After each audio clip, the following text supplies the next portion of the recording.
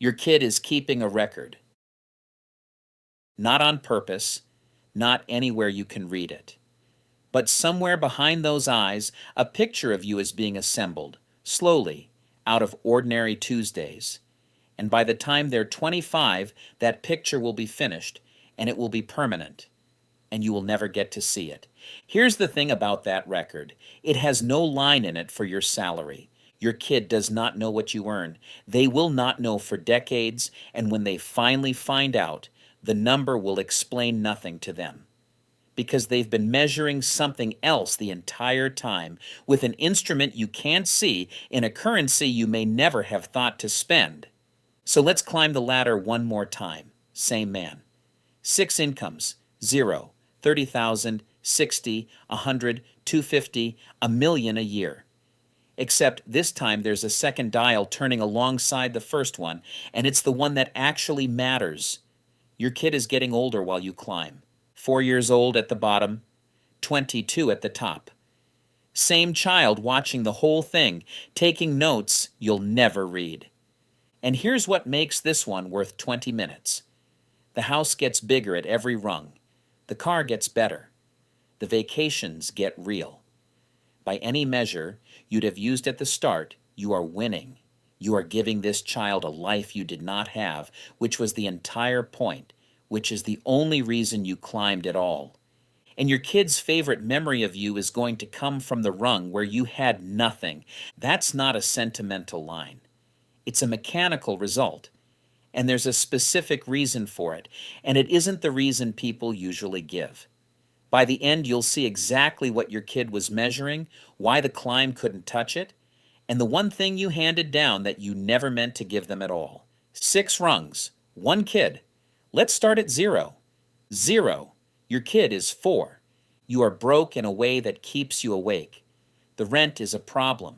There's a conversation you and their mother have in low voices after 8 o'clock, and it's the same conversation most nights. And your 4-year-old is having the best year of their life.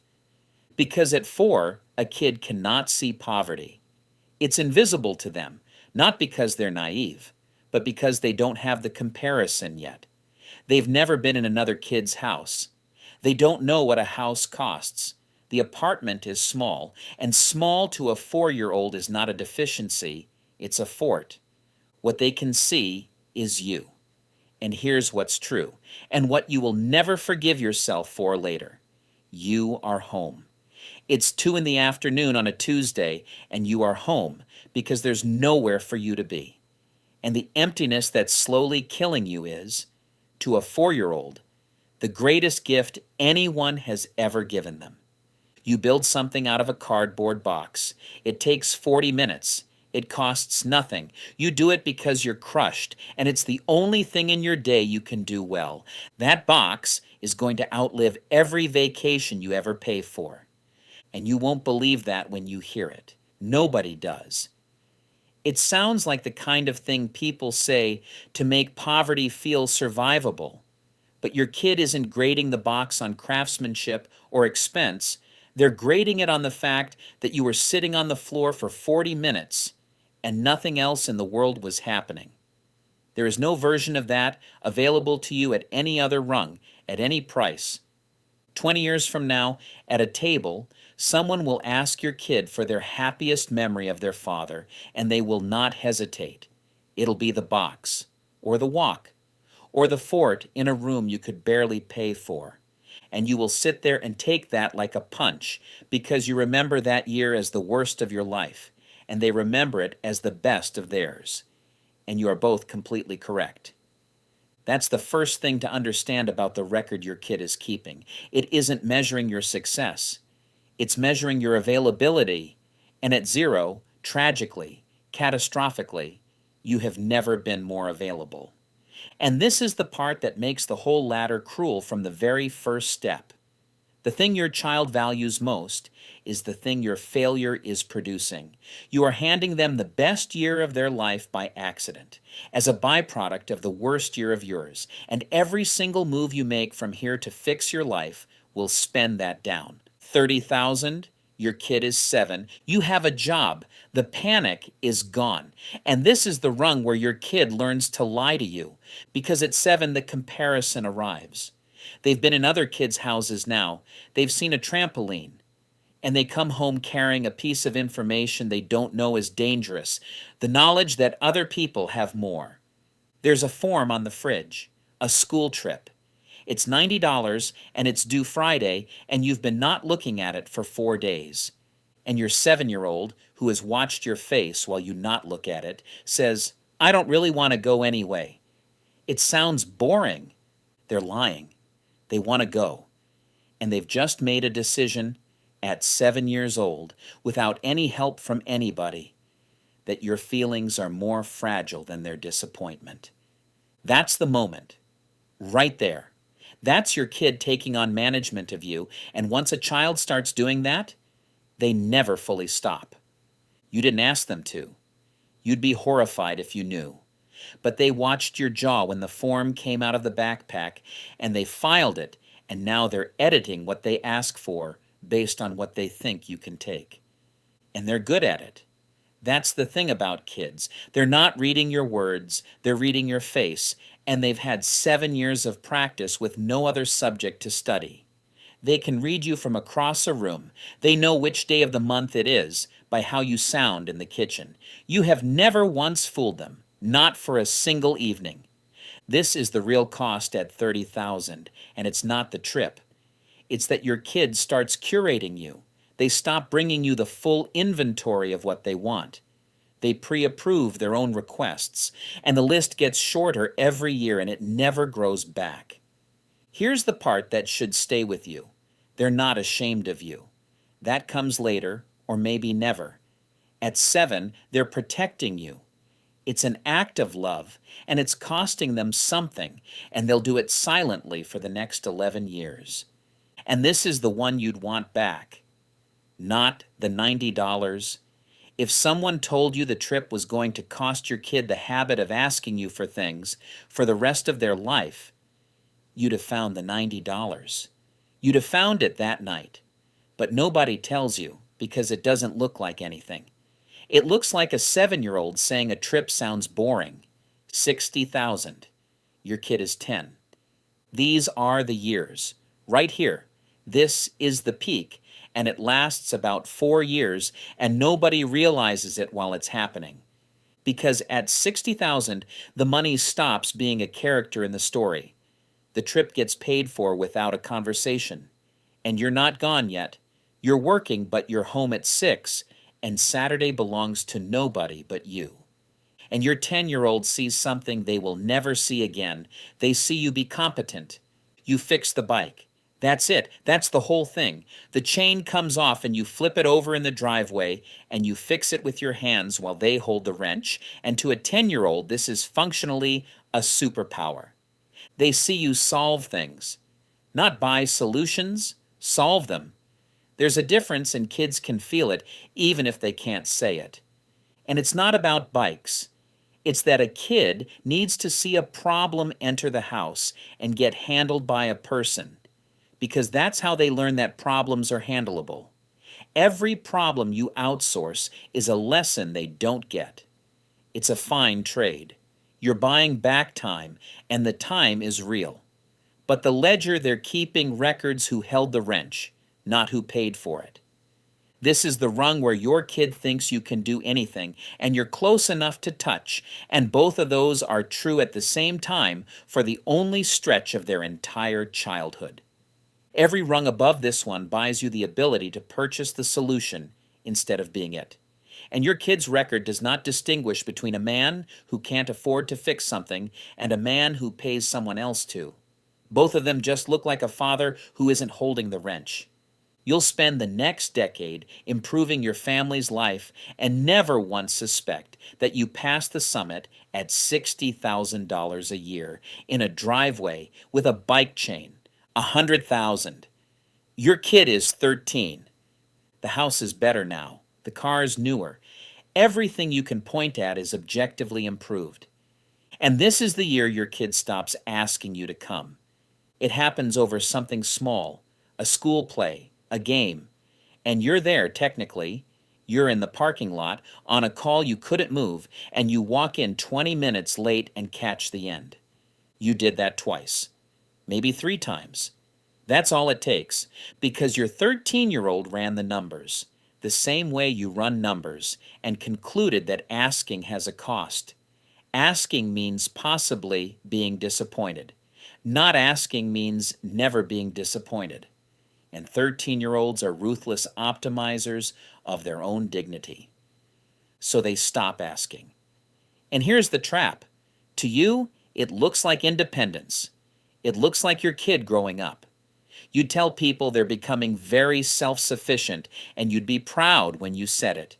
They're not independent. They're managing you again.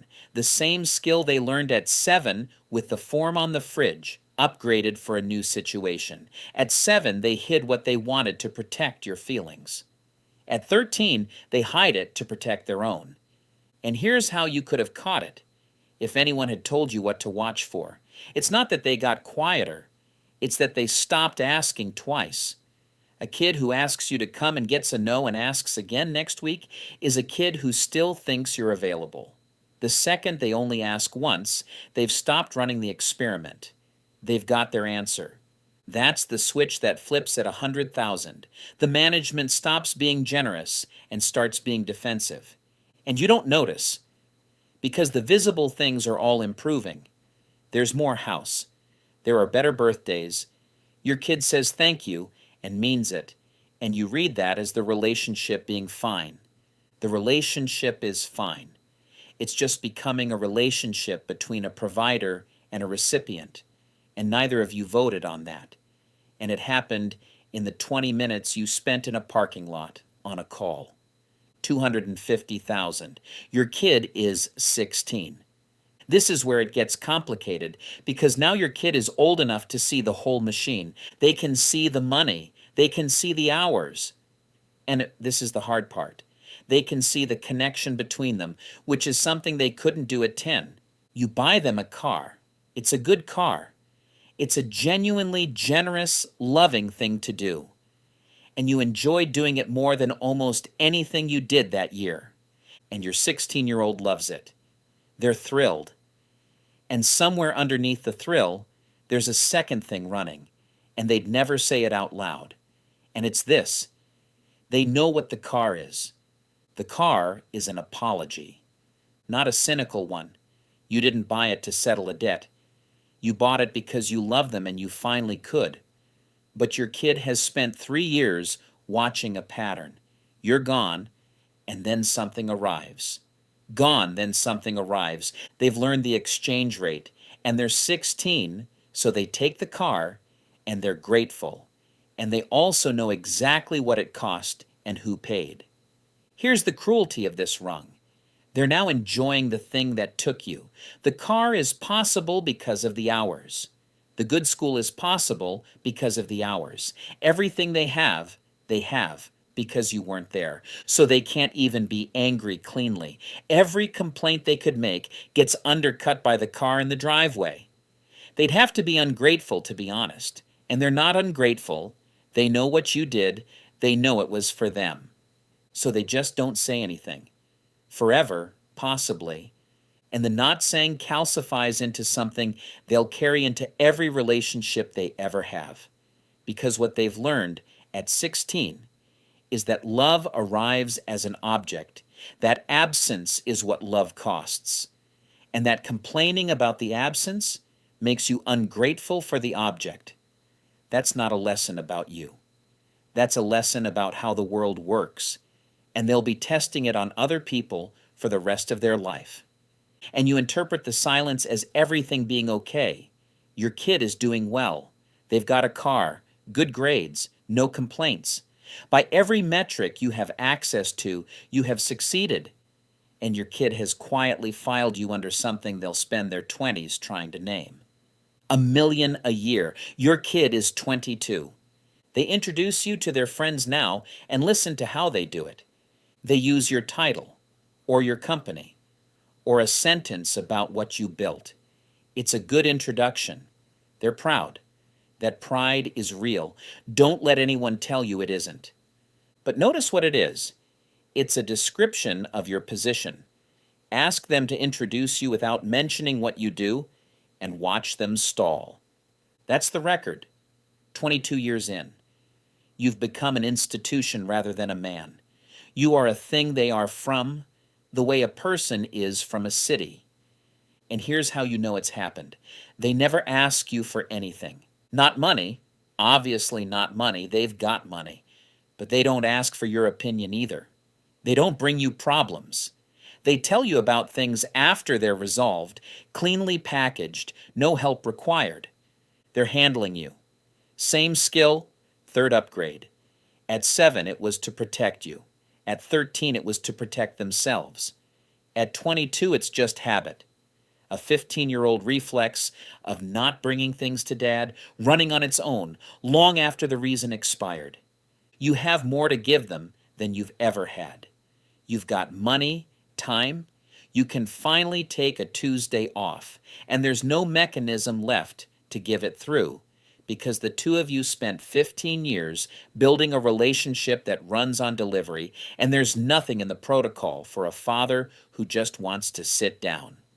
You want to talk to them the way you talked at the driveway with the bike chain when you were the answer to something. But you're not the answer to anything they have anymore. You made sure of it. That was the whole project. So you say, "How's work?" And they say, "Good, busy." And you say, "Good." And you both sit there in a very nice room you paid for, and neither of you knows how to start. And you'd give it all back, every dollar. That's not a rhetorical flourish. Sit with it. If a man walked into that room and offered to return you to $60,000 a year, to a driveway and a bike chain and a 10-year-old holding a wrench, you would think about it for a very long time, longer than you'd ever admit out loud to anybody.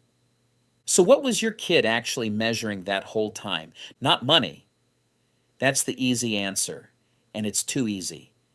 Because the money was real. The money bought a school that changed their life, and safety, and a car, and options you never had.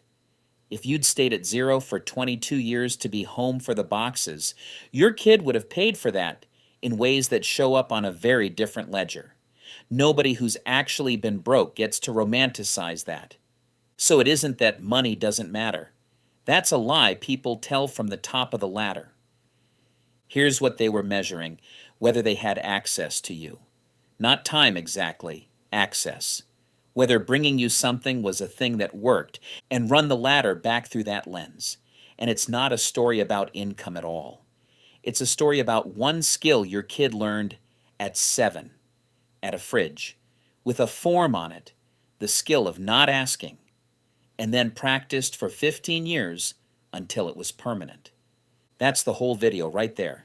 Every rung looked like a different problem.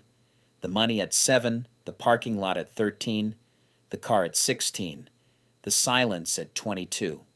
It was one problem once, and everything after it was just the same reflex, adapting to new conditions. You didn't lose your kid at any rung. You lost them at a fridge, over $90, and spent the next 15 years not noticing. At 7, they learned it to protect you. At 13, they refined it. At 16, the car made it impossible to unlearn. At 22, it's just who they are. Your income never touched that skill. It couldn't. It only ever changed the reason they were using it. And here's the last thing. The thing you never meant to give them. Your kid watched you for 22 years make one argument with your life. Not with your words. You told them all the right things. You told them family comes first. You told them you were doing it all for them. Kids don't hear that. Kids read behavior. And the behavior said, every day for 2 decades, the climb is what a man does. The climb is what love looks like. You demonstrate love by being gone and then arriving with the thing. So when your kid is 25 and there's a choice between the job with the hours and the job without them, watch what they pick. They'll pick the hours. Of course they will. That's the only model of an adult they've ever had in the house, delivered daily with total consistency by a man who'd have burned the whole thing down to spare them from it. That's the inheritance. Not the money, the climb. You spent 22 years trying to give your kid a better life than yours. You succeeded. They're going to live your life exactly. The good house, the long hours, the box that gets built at 2 in the afternoon on a Tuesday when everything's gone wrong. And someday, their kid will have a favorite memory too, from the worst year of their life, and they will not understand it either. The record's still being kept. It's been going since they were 4, and there's no line in it for the number. There never was. It's just a list of every time they came to you and what happened next.